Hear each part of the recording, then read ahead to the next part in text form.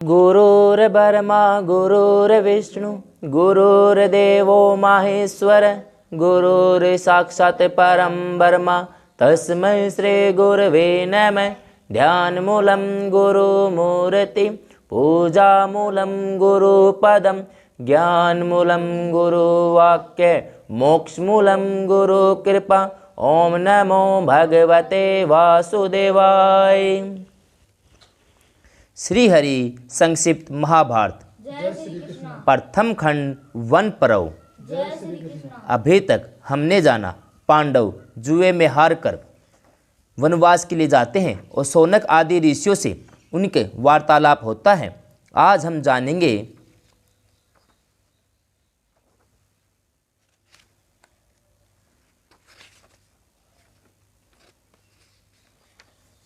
पुरोहित धौम्य के आदेश अनुसार युधिष्ठिर की सूर्य उपासना और अक्षय पात्र की प्राप्ति।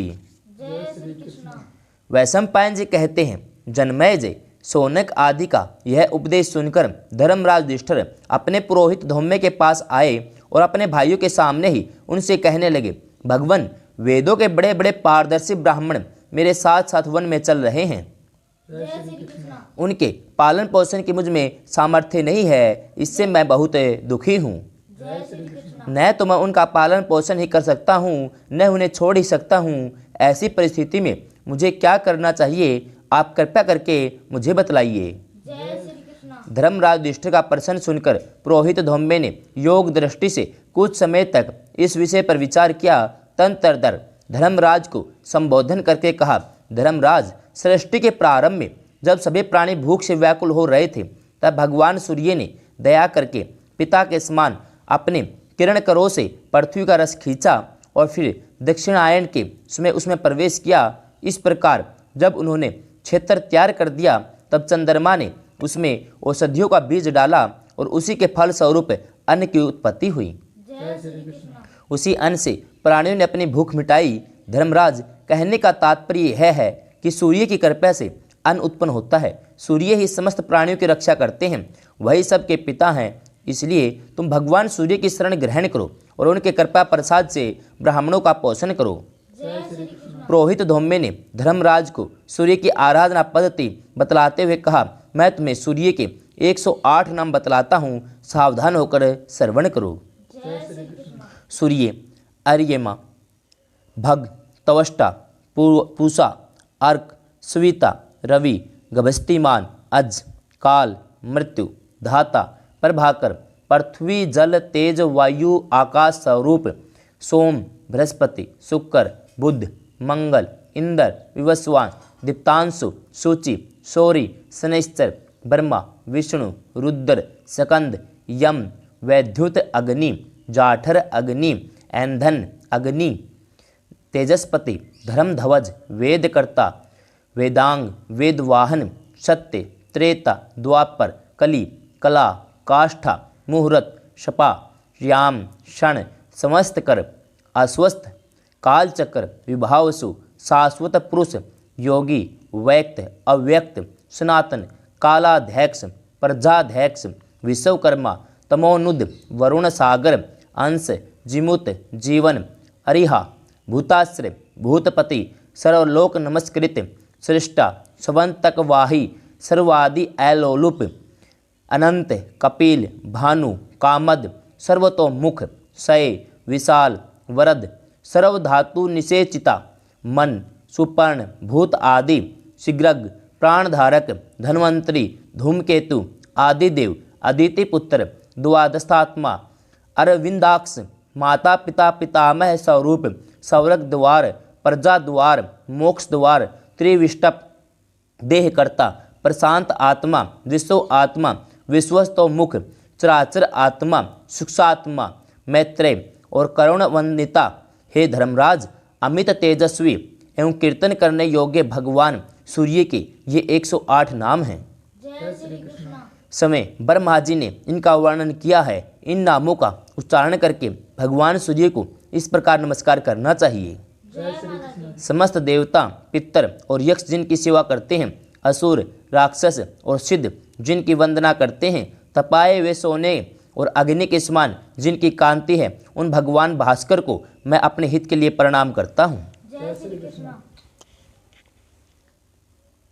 जो मनुष्य सूर्योदय के समय एकाग्र होकर उसका पाठ करता है, उसे स्त्री, पुरुष, धन, रत्नों की राशि, पूर्व जन्म का स्मरण, धैर्य और श्रेष्ठ बुद्धि की प्राप्ति होती है। जय श्री कृष्ण। जो मनुष्य पवित्र होकर शुद्ध और एकाग्र मन से भगवान सूर्य की स्तुति करता है, वह समस्त शोकों से मुक्त होकर अभीष्ट वस्तु प्राप्त करता है। जय श्री कृष्ण। पुरोहित धौम्य की यह बात सुनकर संयमी और दृढ़वर्ती धर्मराज ने शास्त्र उक्त सामग्रियों से भगवान सूर्य की आराधना की और तपस्या की। वे स्नान करके भगवान सूर्य के सामने खड़े हो आचमन, प्राणायाम आदि करके भगवान सूर्य की स्तुति करने लगे। जय श्री कृष्ण। युधिष्ठिर ने कहा, सूर्यदेव, आप सारे जगत के नेत्र हैं, समस्त प्राणियों के आत्मा हैं। आप ही समस्त प्राणियों के मूल कारण और क्रम निष्ठा के सदाचार हैं। सांख्य निष्ठा, योग निष्ठा के उपासक अंत में आपको ही प्राप्त होते हैं। आप मोक्ष के खुले द्वार हैं, मुमुक्षाओं के परम आश्रय हैं। आप इस समस्त लोकों को धारण करते, प्रकाशित करते, पवित्र करते और बिना किसी स्वार्थ के पालन करते हैं। जय श्री कृष्ण। अब तक के बड़े बड़े ऋषियों ने आपकी पूजा की और वह भी वेदज्ञ ब्राह्मण अपने शास्त्र उक्त मंत्रों के द्वारा समय पर आपका उपस्थान करते हैं। सिद्ध, चारण, गंधर्व, यक्ष, गुहेक, पन्नग आपसे वर प्राप्त करने की अभिलाषा से आपके दिव्य रथ के पीछे पीछे चलते हैं। 33 देवता, विश्व देव आदि देवगण, उपेंद्र, महेंद्र भी आपकी आराधना से ही सिद्ध हुए हैं। जय श्री कृष्ण। विद्याधर कल्प वृक्ष के पुष्पों से आपकी पूजा करके आपका मनोरथ सफल करते हैं। गुह्यक, पितर देवता, मनुष्य सभी आपकी पूजा करके गौरवान्वित होते हैं। 8 वसु, 49 मरुदगण, 11 रुद्र, 7 देवगण और वालखिल्य आदि सभी आपकी आराधना से श्रेष्ठता को प्राप्त करते हैं। जय श्री कृष्ण। ब्रह्मलोक से लेकर मृत्यु पर्यंत, पृथ्वी पर्यंत समस्त लोकों में ऐसा कोई भी प्राणी नहीं है जो आपसे बढ़कर हो। यूँ तो बहुत बड़े बड़े शक्तिशाली जगत में निवास करते हैं, परंतु आपके प्रभाव और कांति के सामने वे ठहर नहीं सकते। जय श्री कृष्ण। जितने भी ज्योतिर्मय पदार्थ हैं वे सब आपके अंतर्गत हैं। आप समस्त ज्योतियों के स्वामी हैं। सत्य, सत्य और सभी सात्विक भाव आप में ही प्रतिष्ठित हैं। भगवान विष्णु जिस चक्कर के द्वारा असुरों का घमंड चूर्ण करते हैं, वह आपके ही अंश से बना हुआ है। जय श्री कृष्ण। आप ग्रीष्म ऋतु में अपनी किरणों की समस्त औषधि, रस और प्राणियों का तेज खींच लेते हैं। वर्षा ऋतु में लौटा देते हैं। वर्षा ऋतु में आपकी ही बहुत सी किरणें तपती हैं, जलाती हैं, गरजती हैं। वे ही बिजली बनकर चमकती हैं, बादलों के रूप में बरसती भी हैं। जाड़े से ठिठुरते हुए पुरुषों से, अग्नि से, ओढ़नों से, कंबलों से वैसा सुख नहीं मिलता जैसा आपकी किरणों से मिलता है। आप रश्मियों से 13 द्वीप वाली पृथ्वी को प्रकाशित करते हैं। आप बिना किसी की सहायता की अपेक्षा के तीनों लोकों के हित में लगे रहते हैं। यदि आपका उदय न हो तो सारा जगत अंधा हो जाता है। जय श्री कृष्ण। धर्म, अर्थ और काम संबंधी कर्मों से किसी की प्रवृत्ति ही न हो। ब्राह्मण आदि द्विजाति संस्कार, यज्ञ, मंत्र, तपस्या, वर्ण, आश्रम, उचित कर्म आपकी कृपा से ही करते हैं। ब्रह्मा का एक दिन 1000 युग का होता है। उसके आदि अंत के विधाता भी आप ही हैं। मनु, मनुपुत्र, जगत, मनुष्य, मनवंतर और ब्रह्म आदि समर्थों के भी स्वामी आप ही हैं। जय श्री कृष्ण। प्रलय का समय आने पर आपके क्रोध से ही संवर्तक अग्नि प्रकट होती है, तीनों लोकों को जलाकर आप में स्थित हो जाता है। आपकी किरणों से ही रंग बिरंगे ऐरावत आदि मेघ बिजलियां पैदा होती हैं और प्रलय करती हैं। जय श्री कृष्ण।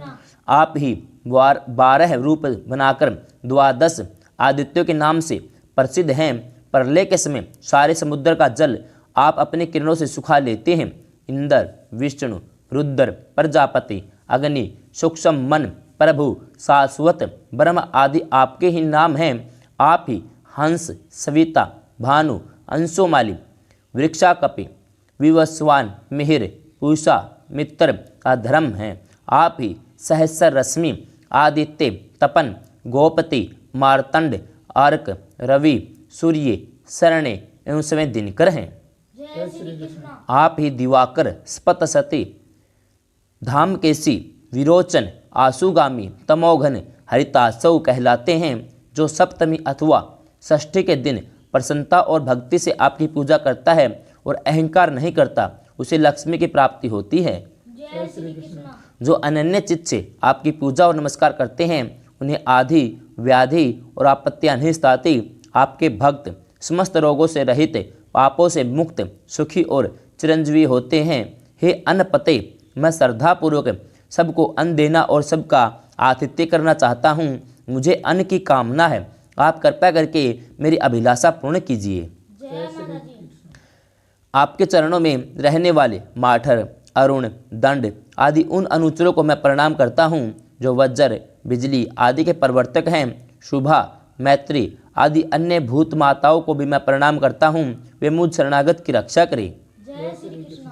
जब धर्मराज युधिष्ठिर ने भुवन भास्कर भगवान अंशुमाली की इस प्रकार स्तुति की, तब उन्होंने प्रसन्न होकर अपने अग्नि के समान देदीप्यमान श्री विग्रह से उनको दर्शन दिया और कहा, युधिष्ठिर, तुम्हारी अभिलाषा पूर्ण हो, मैं 12 वर्ष तक तुम्हें अन्न दान करूँगा। देखो, यह तांबे का बर्तन मैं तुम्हें देता हूँ। तुम्हारे रसोई घर में जो कुछ फल मूल, शाक आदि 4 प्रकार की भोजन सामग्री तैयार हो, वह तब तक अक्षय रहेगी जब तक द्रौपदी परोसती रहेगी। जय श्री कृष्ण। आज के 14वें वर्ष में तुम्हें अपना राज्य मिल जाएगा।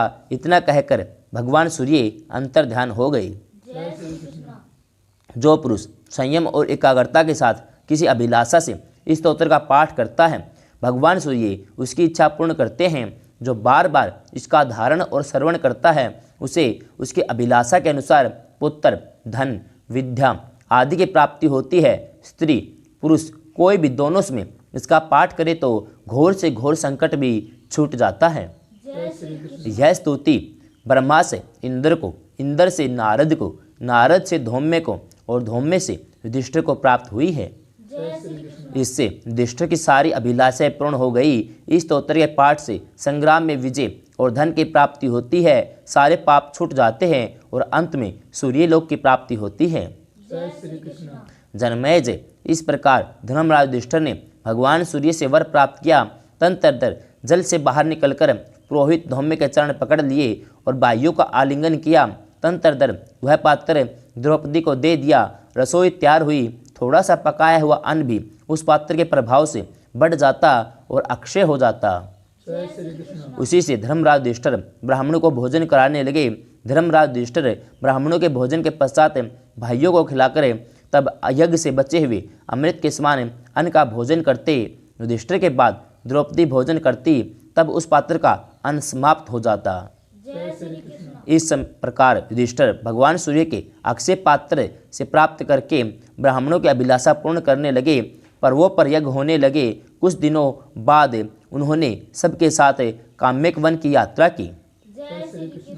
धृतराष्ट्र के क्रोधित होने पर विदुर का पांडवों के पास जाना और उनके बुलाने पर लौट आना। जय श्री कृष्ण। वैशंपायन जी कहते हैं, जनमेजय, जब पांडव वन में चले गए तब प्रज्ञा चक्षु धृतराष्ट्र के चित्त में बड़ी उद्विग्नता और जलन होने लगी। उन्होंने परम ज्ञान संपन्न धर्मात्मा विदुर को बुलाया और उनसे कहा, भाई विदुर, तुम्हारी बुद्धि महात्मा शुक्राचार्य के समान शुद्ध है। तुम सूक्ष्म से सूक्ष्म और श्रेष्ठ धर्म को समझते हो। कौरव और पांडव तुम्हारा सम्मान करते हैं, दोनों के प्रति तुम्हारी समान दृष्टि है। अब तुम कोई ऐसा उपाय बतलाओ जिससे दोनों का हित साधन हो। अब पांडवों के चले जाने पर मुझे क्या करना चाहिए? जय श्री कृष्ण। प्रजा किस प्रकार हम लोगों से प्रेम करे, पांडव भी क्रोधित होकर हम लोगों की कोई हानि न कर सके, ऐसा उपाय तुम बतलाओ। जय श्री कृष्ण। विदुर जी ने कहा, राजन, अर्थ, धर्म, काम, इन तीनों के फल की प्राप्ति धर्म से होती है। राज्य की जड़ है धर्म। आप धर्म में स्थित होकर पांडवों की और अपने पुत्रों की रक्षा कीजिए।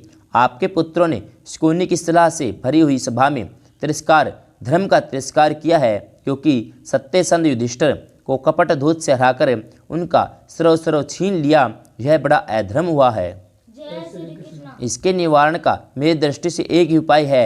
वैसा करने से आपका पुत्र पाप और कलंक से छूटकर प्रतिष्ठा प्राप्त करेगा। जय श्री कृष्ण। वह उपाय यह है कि आपने पांडवों का जो कुछ छीन लिया है वह सब उन्हें दे दिया जाए। राजा का परम धर्म है वह अपने हक में ही संतुष्ट रहे, दूसरों का हक न चाहे।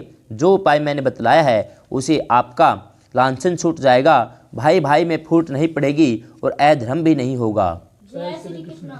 यह काम आपके लिए सबसे बढ़कर है। आप पांडवों को संतुष्ट करें, शकुनी का अपमान करें। यदि आपके पुत्रों का सौभाग्य तनिक विशेष रह गया हो तो शीघ्र से शीघ्र यह काम कर डालना चाहिए। यदि आप मोहवश ऐसा नहीं करेंगे तो सारे कुरुवंश का नाश हो जाएगा। जय श्री कृष्ण। यदि आपका पुत्र दुर्योधन प्रसन्नता से पांडवों के साथ रहना स्वीकार कर ले तब तो ठीक ही है, अन्यथा परिवार और प्रजा के सुख के लिए उस कुल कलंक और दुरात्मा को कैद कर कर युधिष्ठिर को राज सिंहासन पर बैठा दीजिए। युधिष्ठिर के चित्त में किसी के प्रति राग द्वेष नहीं है, इसलिए वे ही धर्मपूर्वक पृथ्वी का शासन करें। यदि सब लोग मेल मिलाप से रह सकें तो पृथ्वी के सभी राजा हमारे सामने वैश्यों के समान सेवा करने के लिए उपस्थित हों। दुशासन भरी सभा में भीमसेन और द्रौपदी से क्षमा याचना करें। आप युधिष्ठिर को सांत्वना देकर राज सिंहासन पर बैठा दें। और तो क्या कहूँ, बस आप इतना करने से कृतकृत्य हो जाएंगे। जय श्री कृष्ण। धृतराष्ट्र ने कहा, विदुर यह तुम क्या कह रहे हो? तुम पांडवों का हित चाहते हो और मेरे पुत्रों का अहित। मेरे मन में तुम्हारी बातें नहीं बैठती। तुम बार बार पांडवों के पक्ष की बात करते हो। भला मैं उनके लिए अपने पुत्रों को कैसे छोड़ सकता हूँ? जय श्री कृष्ण। विदुर मैं तो तुम्हारा इतना सम्मान करता हूँ और तुम मेरे पुत्रों का अहित चाहते हो। अब मुझे तुम्हारी कोई आवश्यकता नहीं। तुम्हारी इच्छा हो तो यहाँ रहो अथवा चले जाओ। जय श्री कृष्ण। इतना कहकर धृतराष्ट्र उठ खड़े हुए और झटपट महल में चले गए।